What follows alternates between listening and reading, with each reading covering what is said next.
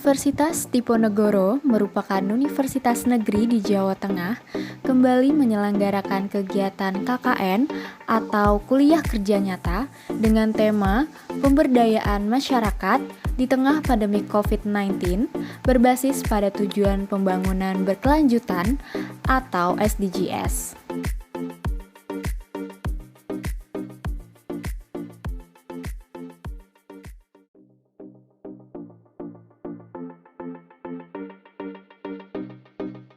Pada tanggal 30 Juni tahun 2021, dilakukan upacara penerjunan KKN Tim 2 periode 2021 oleh Bapak Rektor yaitu Profesor Dr. Yosyohan Utama SHM Hum melalui channel YouTube Undip TV.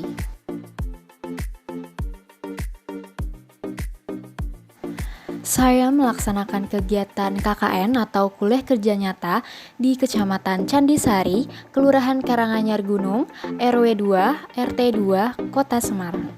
Kecamatan Candisari berada di Jalan Kesatriaan nomor 18 Semarang, di mana Kecamatan Candisari ini terdiri dari 7 kelurahan, yaitu ada Kelurahan Kaliwungu, Kelurahan Jomblang, Candi, Jatingaleh, Karanganyar Gunung, dan Tegalsari, serta Kelurahan Wonotinggal. Kelurahan Karanganyar Gunung memiliki luas kurang lebih 80 hektar are dan batas wilayahnya di sebelah utara adalah Kelurahan Jomblang, sebelah selatan Kelurahan Jatingaleh, sebelah timur Kelurahan Jangli, dan sebelah barat Kelurahan Jatingaleh, Kaliwiru, dan juga Kelurahan Candi. Jumlah penduduk di Kelurahan Karanganyar Gunung ini adalah 10.883 jiwa, di mana jumlah RT-nya adalah 50 dan RW berjumlah 6.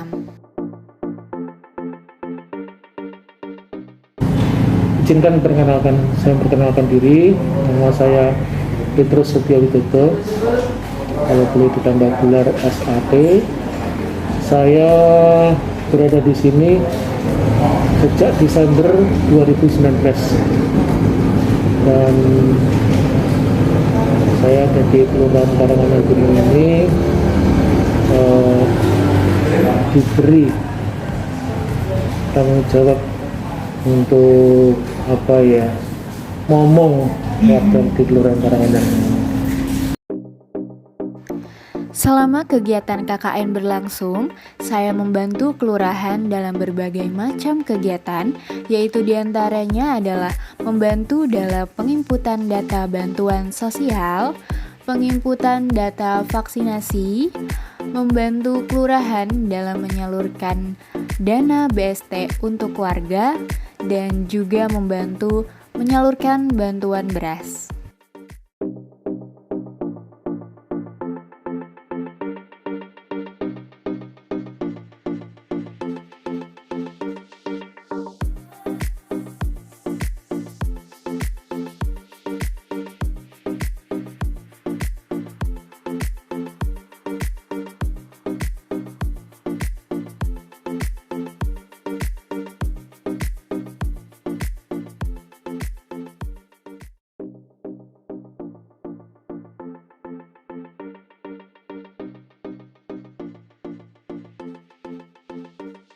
Berapa sih Pak kisaran warga Kelurahan Karanganyar Gunung ini? Sekitar 11.000 lebih lah. 11.000 lebih ya Pak? Jumlah RT RW-nya Pak? RW-nya ada 6, RT-nya ada 50. Ini ada 50. Berarti ini tergolong yang cukup besar juga ya kan Pak? Ya masih dibilang mungkin kecil ya, karena kalau untuk di Kelurahan Candisari kita nomor 4, paling gede itu Jomblang, nomor 2 Tegalsari, kemudian nomor 3 Kelurahan Candi, keempat kami Kelurahan Karanganyar Gunung, terus ada Jatingaleh, Wonotinggal, dan Kaliwiru. Kalau untuk di Kecamatan Candi gitu.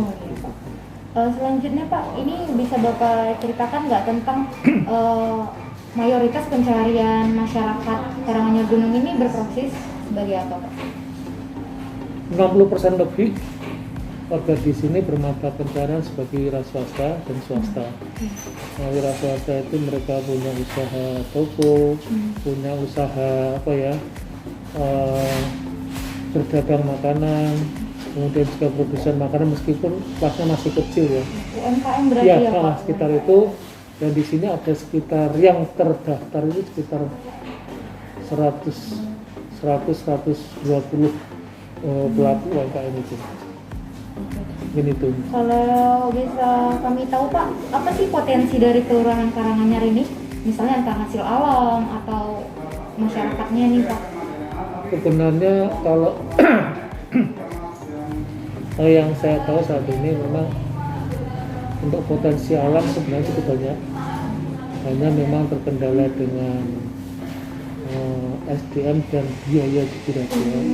Karena perhatian lebih, kemudian desain yang perencanaan yang cukup matang gitu. Karena di sini alamnya bagi saya unik ya. Jadi kalau jenengan sudah bisa masuk ke wilayah nanti akan melihat bagaimana kalau ini bisa ditata. Namun demikian ini bagi saya mungkin rencana jangka panjang. Sementara untuk saat ini kami sedang berupaya untuk memajukan UMKM. UMKM sendiri itu saat ini sudah ada wadahnya, jadi paguyubannya namanya Argo Lintang. Itu masuk ke sana, saat ini sudah masuk ke sana mungkin sekitar sekitar 100-an pelaku usaha UMKM itu. Harapan saya nanti kita akan bekerja sama dengan pihak-pihak lain yang bisa bantu. Tahun ini saja kemarin bulan Maret atau Februari, Maret kayaknya, kita ada pelatihan fruit carving, tahu ya? Jadi mengukir buah itu. Nah, kemarin kita sempat seperti itu. Kemudian juga di sini juga ada gerai kopi di tingkat kelurahan. Itu sangat berkaitan. Jadi kalau paguyuban ini mengelola UMKM-nya, sementara gerai kopi ini mengelola sebagai satu kepanjangan tangan dari dinas koperasi yang akan membantu tentang beberapa fasilitas yang bisa digunakan oleh UMKM. Kalau masyarakatnya sendiri Pak, Bapak bisa ceritakan nggak masyarakat Karanganyar Gunung ini apakah bersifat toleran atau gimana sih Pak? Ya. Sebelum saya lanjut ke materi ini, ada satu lagi potensi yang kita punya, bahwa kita di sini punya beberapa kelompok budaya. Ada kita punya reok. Oh iya, reok. Di RW 1, kemudian di RW 2 ada masih saudaranya reok, bahasanya barongan. Oh, barongan. Itu ada. Kemudian di RW 6 itu ada istilahnya kalau bahasa lokalnya drum black. Jadi drum band tapi dari alat-alat ada ember, ada macam seperti itu. Ya. Nah, saat ini memang semua itu terhenti karena situasi dan kondisi yang pandemi ini juga. Ketika mereka mau beraktivitas, mau tidak mau kan mereka berkerumun. Nah, padahal itu minimal kalau dikumpulkan itu masing-masing kelompok itu minimal 20 orang minimal. Nah, padahal untuk kesenian-kesenian seperti itu kan tidak bisa kalau itu harus jaga jarak. Nah, itu jadi seperti itu. Sementara untuk tadi yang ditanyakan tadi, bagaimana toleransi di sini? Iya, masyarakatnya gimana polanya? Iya, saya merasa di sini masyarakatnya sangat luar biasa. Dalam tanda kutip, dalam kebudayaan mereka juga sangat toleransi. Jadi antar kegiatan budaya ini juga tidak pernah terjadi friksi. Sementara untuk kegiatan keagamaan di sini sangat luar biasa. Religius ya? Ya, religiusnya. Jadi dari masing-masing agama ini sangat meyakini keyakinannya, tetapi tidak pernah sampai terjadi gesekan-gesekan antar umat. Dan di sini sangat luar biasa. Saya melihat yang mungkin saya belum melihat di tempat lain, tapi saya melihat sangat juga di sini. Karena kebetulan saya orang Kristiani ya. Jadi saya melihat di sini ada hampir seluruh gereja yang ada di sini ada di tengah lingkungan. Dan ini masyarakatnya tidak pernah mempermasalahkan. Jadi ini yang saya lihat sangat toleransi.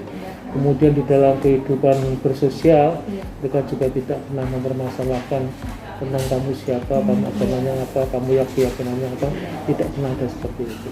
Sementara di satu sisi untuk sosialisasi multi level Jadi untuk masyarakat golongan bawah menengah ke atas itu di sini boleh dibilang tidak ada jarak.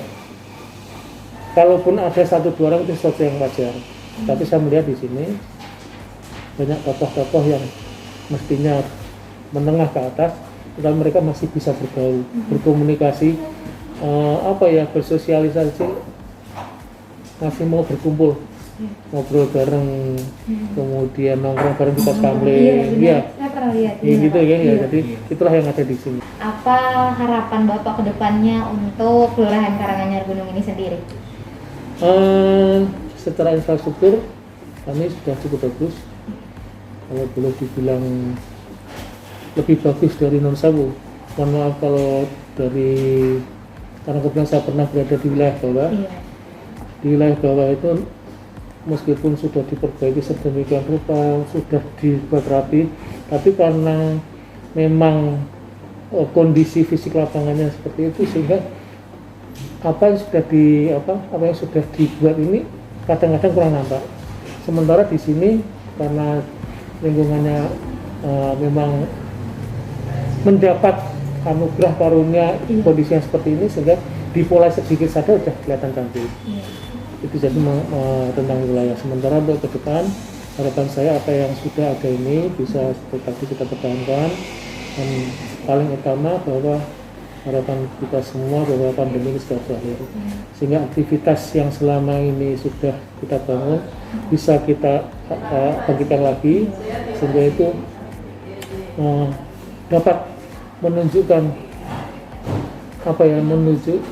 ini loh identitas kita. Jadi budaya-budaya yang ada seperti karnaval 17-an itu dulu ada, ketika pandemi itu semua terhenti dan masing-masing RW ada semua waktu itu. Tapi karena pandemi ini sehingga semua terhenti, karena dengan pandemi kan banyak kebijakan yang berguna itu. Jujur aja, anak-anak juga kemarin saya sempat tanya, Pak ada lomba nggak 17-an? Pak ada karnaval nggak?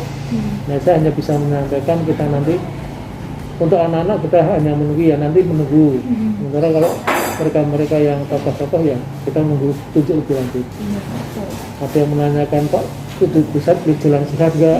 Nah itu sebenarnya saat ini masyarakat jujur aja sudah mulai pengen, seperti kemarin sudah mulai pengen, ayo toh bareng-bareng lagi, karena ternyata memang kebijakan masih harus. Semoga Indonesia juga lekas membaik ya Pak. Selanjutnya kita ke yang paling seru nih Pak. Kami dari mahasiswa gitu kan Pak, ingin meminta dari Bapak gimana pendapat Bapak dan pandangan Bapak atau saran-saran ke depannya untuk kami mahasiswa KKN yang ada di Kelurahan Karanganyar Gunung, boleh Pak? Saya melihat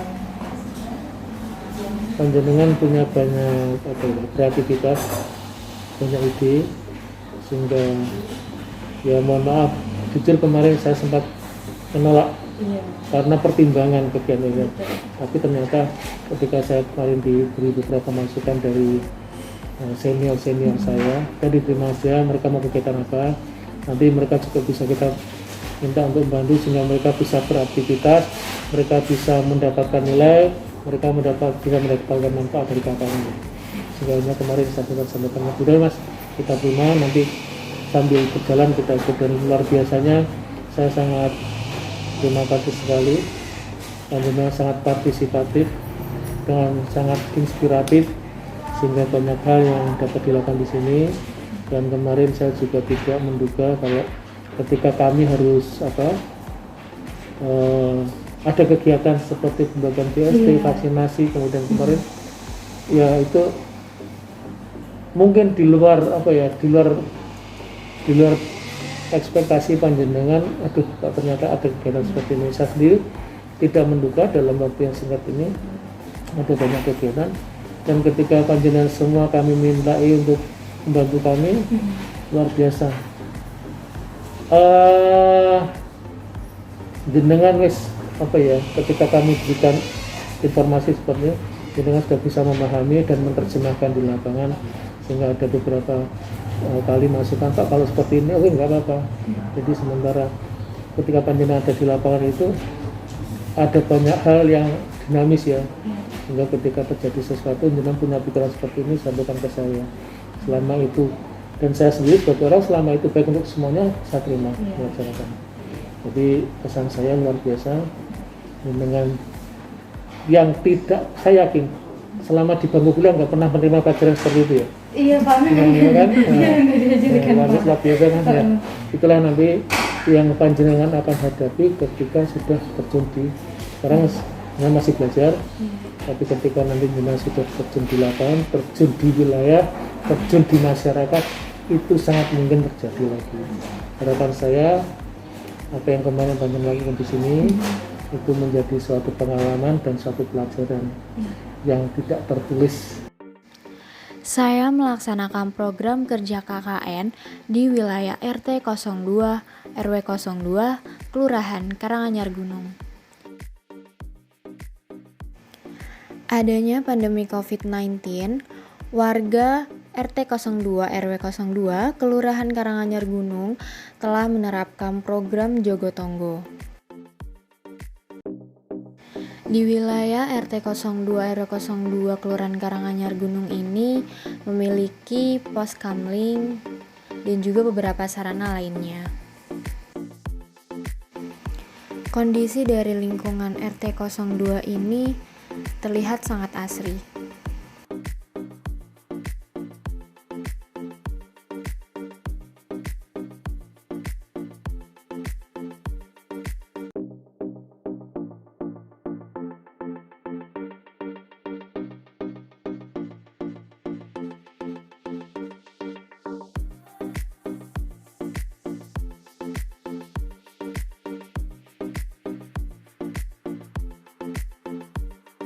Selain itu, terdapat kegiatan rutin yang dilaksanakan di hari Minggu, yaitu adalah penyemprotan desinfektan yang dilakukan oleh Ketua RT 02.